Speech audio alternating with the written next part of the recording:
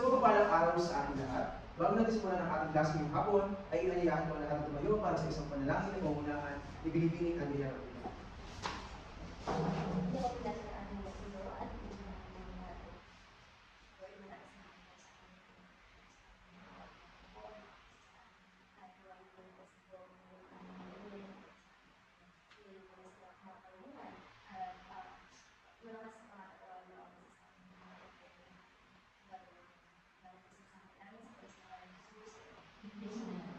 Bago magsiupo, tingnan yung paligid kung mayroong mga kalat at kung mayroong namin maaari pang pagkakot ito sa tamang mga. Kaya na kayo magsiupo. Kalihim, may lumibag ba sa klase natin ngayong hapon?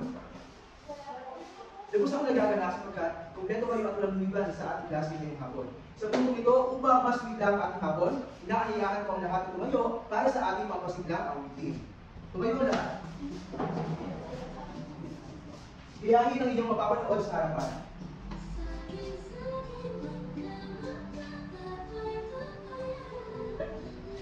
Biglaan!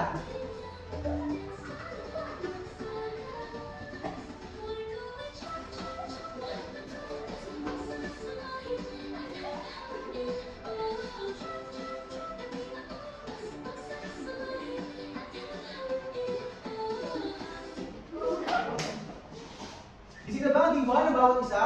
Kaya na kayo magsiupo. Kung ito upang panatili ang kapayapaan sa loob ng ating silid-aralan, hinahiyaan ko lahat na basahin ng sabay-sabay ang ating alitutunin sa hapon ito.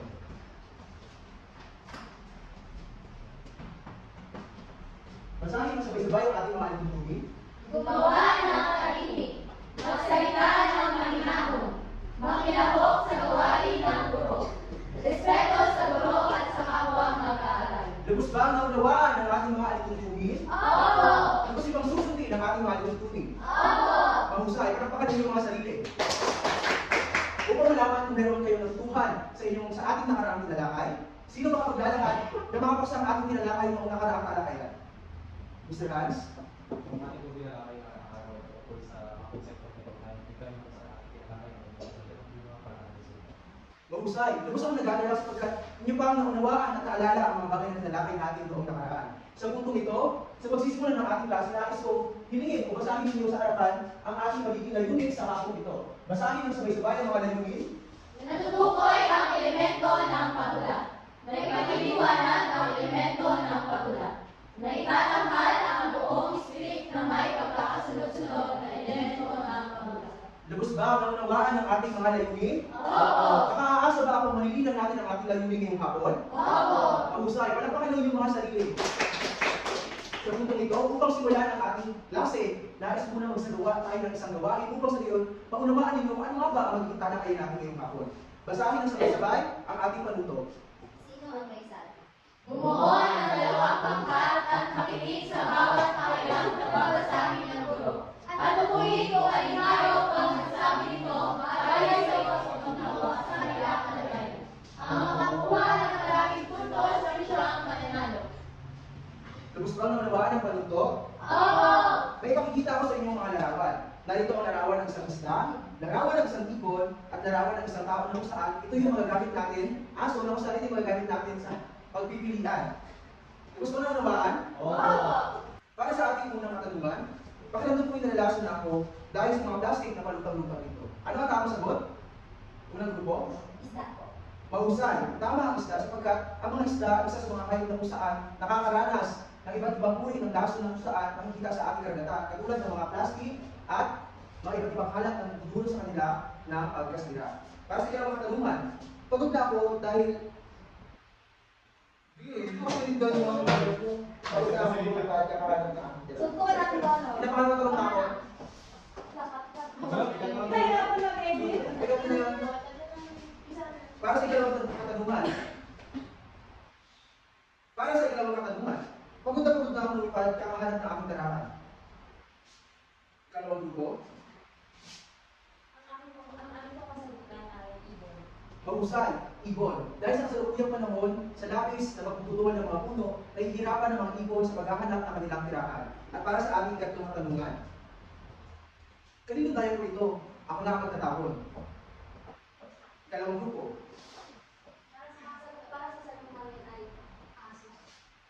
husay. Aso ang tamang sagot sapagkat kadalasan makikita sa kalsada ang iba't ibang uri ng mga basura na kung saan yun ang nakakalat ng mga aso dahil hindi naman nila alam kung basura ba ito o hindi, na siya nagdulot ng iba't ibang polusyon sa ating kapaligiran. Ang unang grupo at ang ikalawang grupo ay nakakuha ng mataas na puntos, ngunit ang ikalawang grupo ay nagwagi sa ating gawain. Pagpapala ng mga kapatid, upang mas makalalim pa ang inyong mga kaalaman sa tatalakayin natin ngayong hapon, nais ko pa ang magsadalawa ng isang gawain. Ito ay pinanggatang basahin ang panuto ng sabay-sabay. Binugaran na namin ang mga nabuong salita. Sa puntong ito, nais kong humingi ng tulong sa inyo kung sino ang sasagot sa ating blackboard game. Darlene, Andrea, Maricel, Atiban, Cheers, Gia.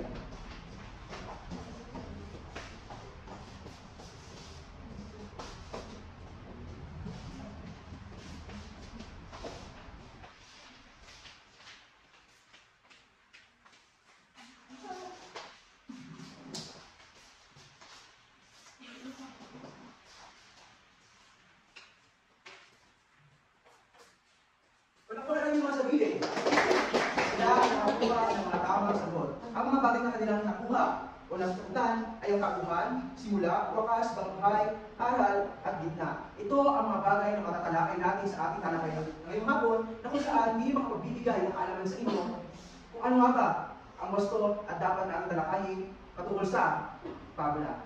Ngayong hapon ay inanyayahan ko ang ating kalawang guro upang talakayin ang formal na talakayan natin ngayong hapon sa paksang pabula. Maricel Izan.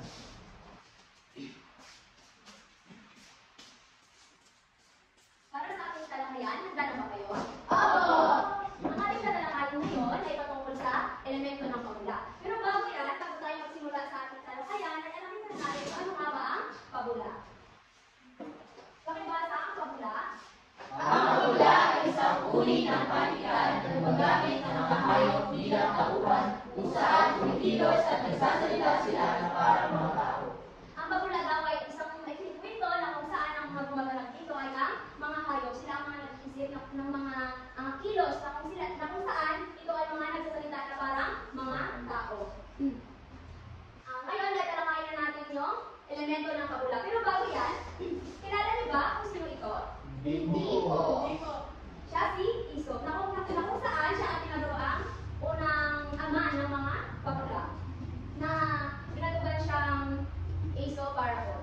Naunawaan ba? Siya si Aesop. Ngayon ay, talakayin na natin ang elemento ng pabula. Una dito ay ang tauhan, pakibasa. Ang tauhan sa mga gumaganap sa kwento. Sa pabula, ang mga hayop ang nag-iisip, kumikilos at nagsasalita gaya ng mga tao.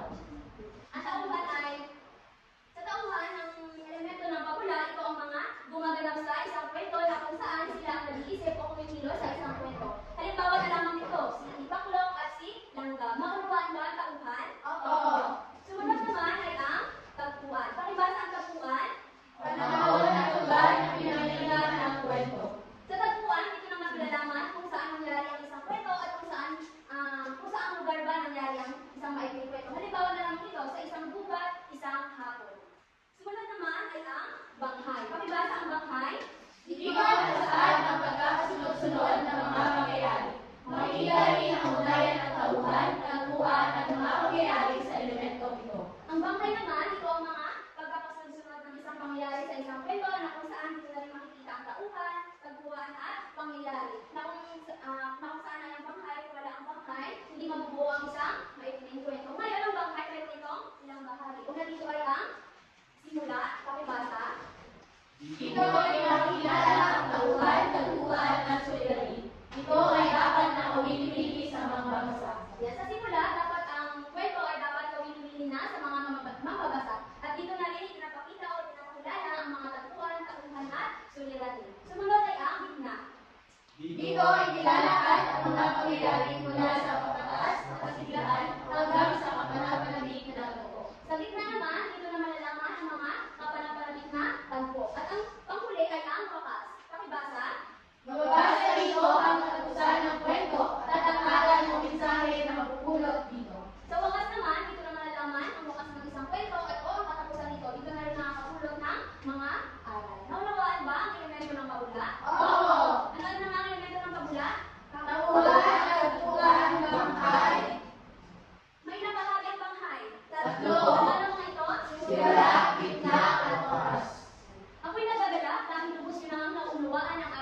tinalakay ngayon. Upang lubos niyo pa kaunawaan ang ating tinalakay ngayon, ay magkakaroon kayo o magpapanood ako sa inyo ng isang maikling halimbawa ng isang pabula.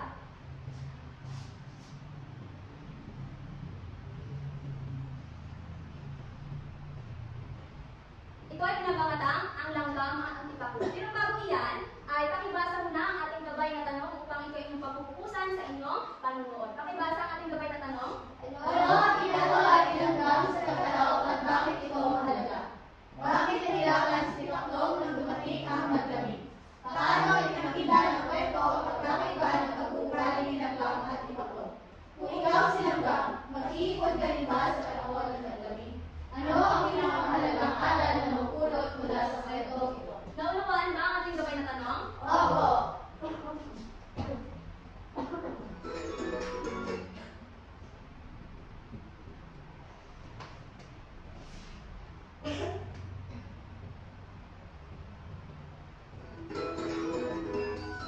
Nasigurado kapupulot ating sunod na kwento ay may pamagat na ang langgam at ang tipaklong. Isang araw, abalang-abala ang mga langgam sa pag-iipon ng pagkain.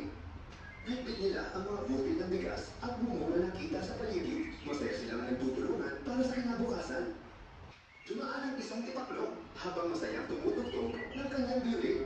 Lumundag-lundag siya sa damuhan, masayang-masaya sa araw na yun. Wala siyang iniisip kundi ang maglibang at kumanta. Nilapitan niya ang isang langgam at nagtanong, "Bakit kayo nagtatrabaho sa ganito ang kagandang panahon? Itigil mo na yan, tara na at maglaro tayo." "Pinaghahandaan namin ang tagpulan," sagot ng isa sa mga langgam. "Kailangan namin mag-ipon habang maganda pa ang panahon. Kung hindi kami kikilos ngayon, wala kaming makakain bukas." Tumawa ang tipaklong at umindak sa salip ng kanyang tugtugin. "Ang tagpulan ay matagal pa. Bakit kayo nagmamadali? Mas masaya kung tayo'y maglaro muna, tara." Hindi na tinag ang langgam sa sinabi ng tipaklong. Tahimik lang siya nagtrabaho at patuloy na nag-ipon ng pagkain. Alam niyang darating ang panahon ng pangangailangan.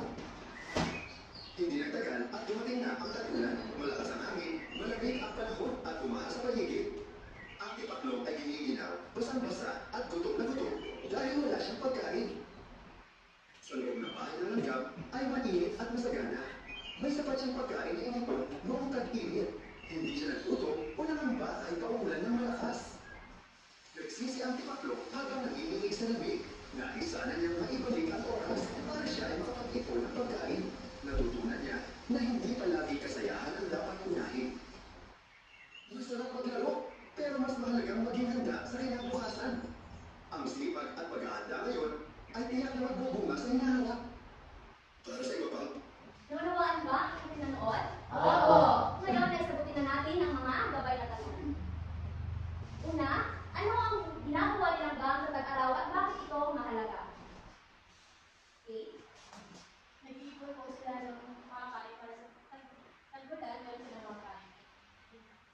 Mahusay. Pangalawa, bakit nahirapan si Tipaklong nang dumating ang taglamig? Andrea? Sapagkat wala po siya ng support ng dati. Magaling. Pangatlo, paano ay pinakita ng kwento ang pagkakaiba ng pag-uugali ng langgam at Tipaklong? GM? Silang po ay masipag at responsable sa matalang sa pagkukumat. Magaling. Pakitulong ka man si GM? Kung ikaw si langgam, mag-iipon ka rin ba sa panahon ng taglamig? Darlene? Kung ako sila ka, nag-iipon ko. Maras ko naman ang napag dahil dahil po, mahalaga na mag-ipon tayo at maging handa para sa kanilang kagaya na lang sa pangkakang hindi tayo dahil ito na nahirapan sa kanilang. Meron pa ba? Di ba? Kasi sa panahon din natin ngayon, di ba, napansin nyo naman na mayroong bagyo. Di ba? Kailangan natin mag-ipon para sa panahon ng ating pangailangan ay meron tayong makukuha. Di ba minsan nakakawin tayo ng pag-ipon, katulad na naman sa pera, so nag-iipon dito.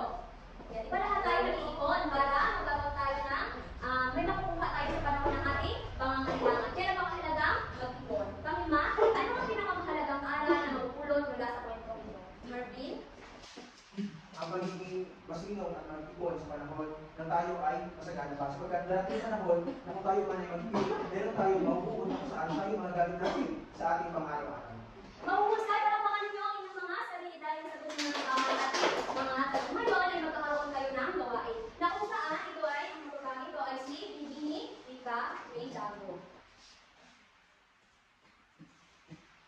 Ayan, muli, magandang hapon sa inyong lahat. Ito po sino bang nagpanaunawaan ang ating tinalakay na pabula? Opo. At ang kwento nito? Opo. Ngayon, magkakaroon na kayo ng isang gawain. Masahin ang sabay-sabay ang panuko.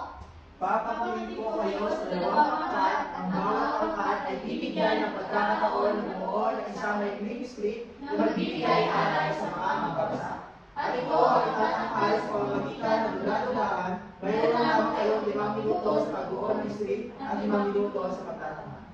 Lubos bang naunawaan ang ating panuko? Opo. Kung ngayon, kayo ay papakatulong. Isa, dalawa,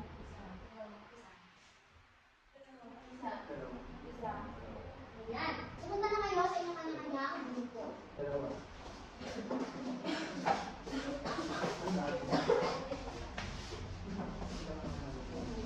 Bago kayo magsimula, narito po ang ating pamantayan na magiging gabay ninyo sa paggawa ng inyong pagtatanghal. Masabi na sabay-sabay.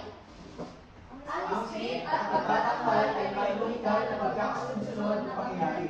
Ang dialogo ay angkop at kawili-wili. 5 puntos. Ang script at pagtatakal ay may lumitan na pagkakasunod na pangyayari.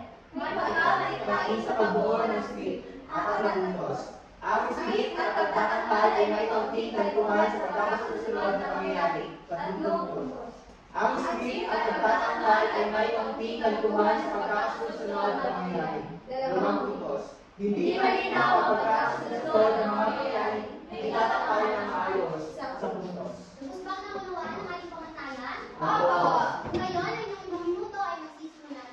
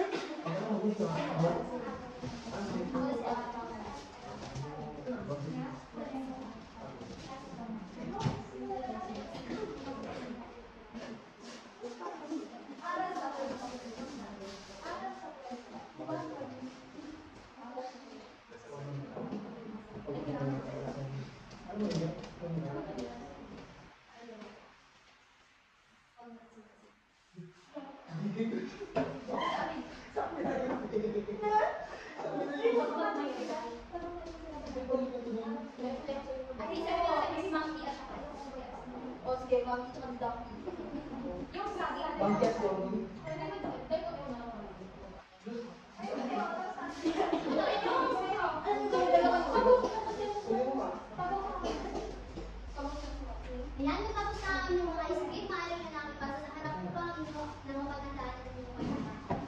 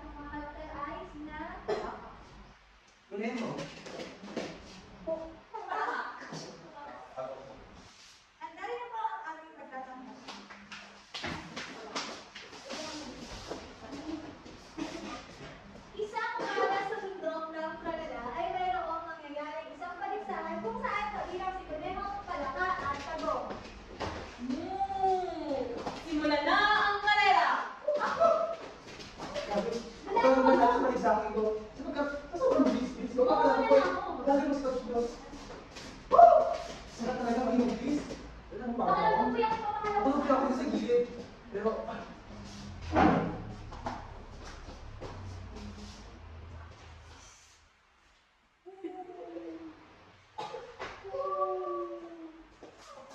Kailangan ko alam ang pahinga sapagkat ako'y pagod na.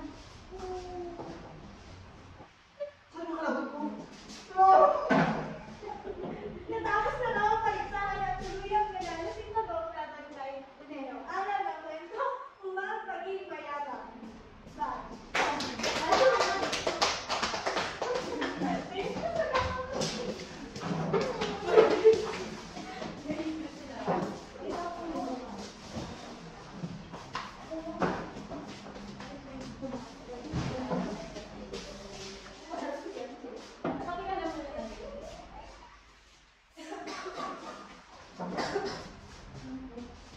Ako si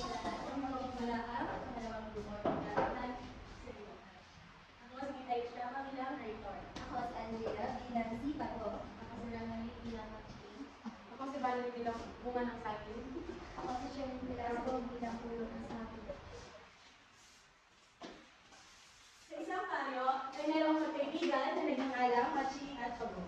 Habang sila ay naglalakad, ay meron silang nakita puno ng saging na sagana sa rin. Uy! Pagpapilisan mo! Parang sa gina! Ano ang gusto mo?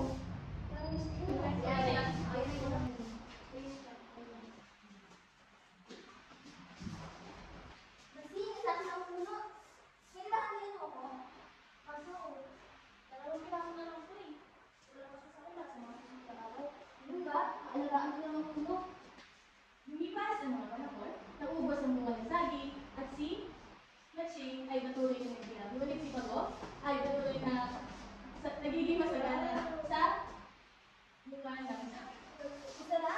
Gusto ka na? Pag inalagaan mo, ang dami mo ang bunga. Masing, wala ka sa akin. Mga aking mga makikita, isang piraso lang. Ganun ba? Pero hindi mo ako titiwid.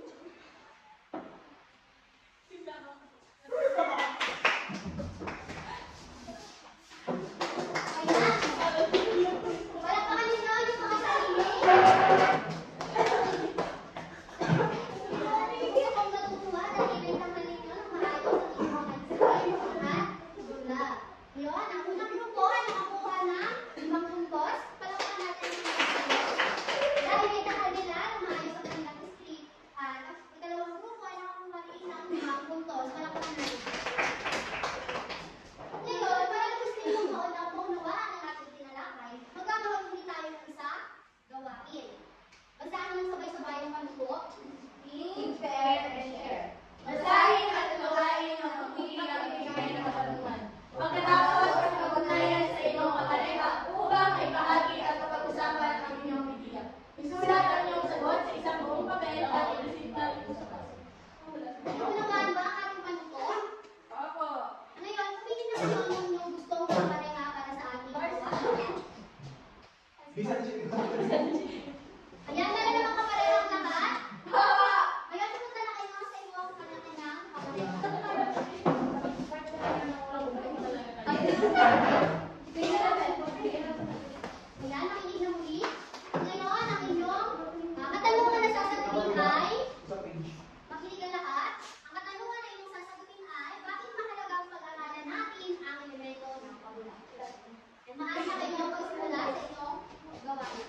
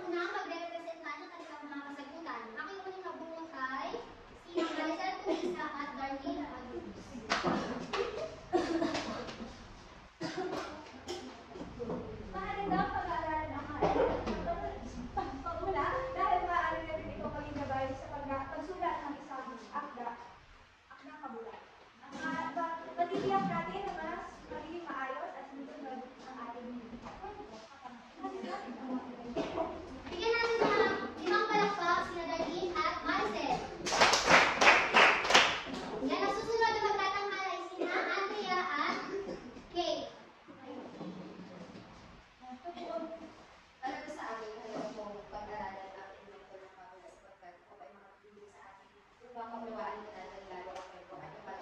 Gagawa naman po tayo ng kwento ay maalam naman tayo gawa dito at hindi po tayo nananaka. At sa panahon mo ngayon, gusto ko ang pagawa ng mga kwento ay makikita sa akin. Bigyan natin ng limang palakpak, sina Andrea at Kay. Ngayon, susundan naman ito ni Nina, Remaline at Shirley. Sa akin, mga nagawa ko na magula upang maayos sa may lahat ang pagkakasunod ng mga nangyari ng isa. Yan, bigyan mo sila ng limang palakpak.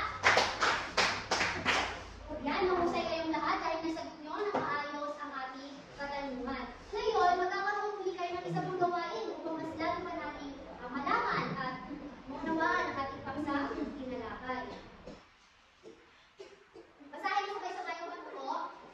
Sa paggawa ng graphic organizer, isulat ang elemento ng bawat at ibigay ang ulo. Isulat ang ating bahagi ng papel. Ayan, maaari na kayo magsimula.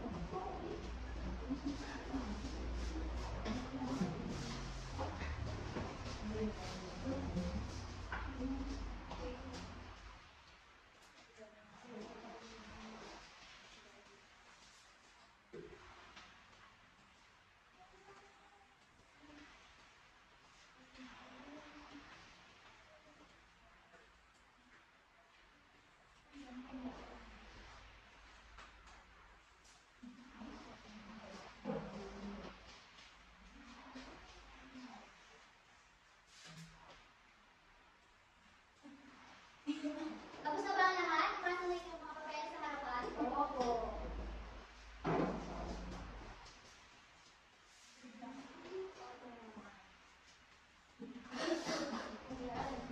Mahusay kayong lahat.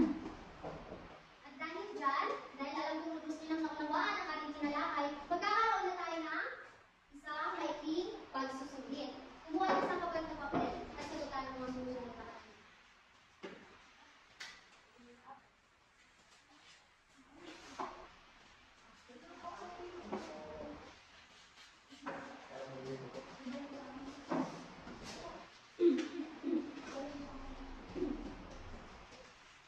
Tapos na ba ang una at ikalawang bilang?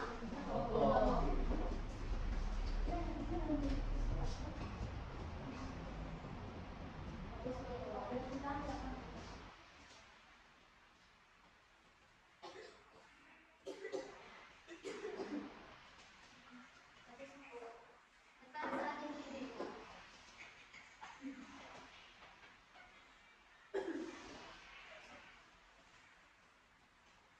Tapos na ba ang lahat? Kung gayon, makipagpalitan ng papel sa katabi. At atin ang wawastukin na rin yung mga.